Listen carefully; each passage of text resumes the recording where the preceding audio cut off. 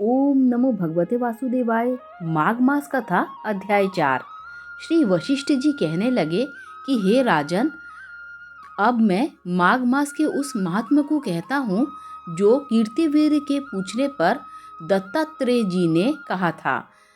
जिस समय साक्षात विष्णु के रूप में श्री दत्तात्रेय जी सत्य पर्वत पर रहते थे, तब महिष्मति के राजा सहस्त्रार्जुन ने उनसे पूछा कि हे योगियों में श्रेष्ठ दत्तात्रेय जी, मैंने सब धर्म सुने, अब आप कृपा करके मुझे माघ मास का महत्व कहिए। तब दत्तात्रेय जी बोले, जो नारद जी से ब्रह्मा जी ने कहा था वही माघ मास महात्म मैं तुमसे कहता हूँ। इस कर्म भूमि भारत में जन्म लेकर जिसने माघ स्नान नहीं किया, उसका जन्म निष्फल गया। माघ मास महात्म भगवान की प्रसन्नता, पापों के नाश और स्वर्ग की प्राप्ति के लिए माघ स्नान अवश्य करना चाहिए। यदि यह पुष्ट शुद्ध शरीर माघ स्नान के बिना ही रह जाए तो इसकी रक्षा करने से क्या लाभ। जल में बुलबुले के समान, मक्खी जैसे तुच्छ जंतु के समान यह शरीर माघ स्नान के बिना मरण समान है। विष्णु भगवान की पूजा न करने वाला ब्राह्मण, बिना दक्षिणा के श्राद्ध, ब्राह्मण रहित क्षेत्र, आचार रहित कुल, ये सब नाश के बराबर है।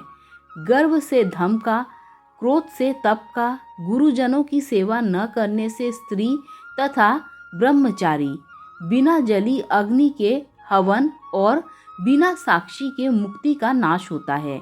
जीविका के लिए कहने वाली कथा, अपने ही लिए बनाए हुए भोजन की क्रिया, शूद्र से भिक्षा लेकर किया हुआ यज्ञ तथा कंजूस का धन, यह सब नाश के कारण है।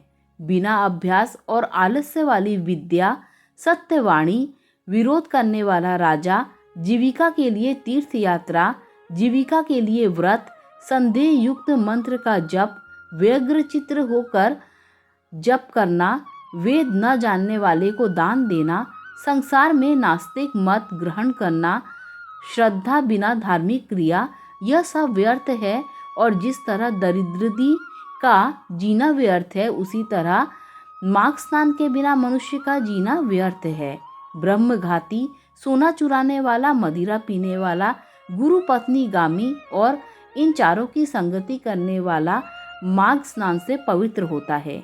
जल कहता है कि सूर्योदय से पहले जो मुझसे स्नान करता है, मैं उसके बड़े से बड़े पापों को नष्ट करता हूँ। महापातक भी स्नान करने से भस्म हो जाते हैं। माघ मास के स्नान का जब समय आता है तो सब पाप अपने नाश के भय से कांप जाते हैं।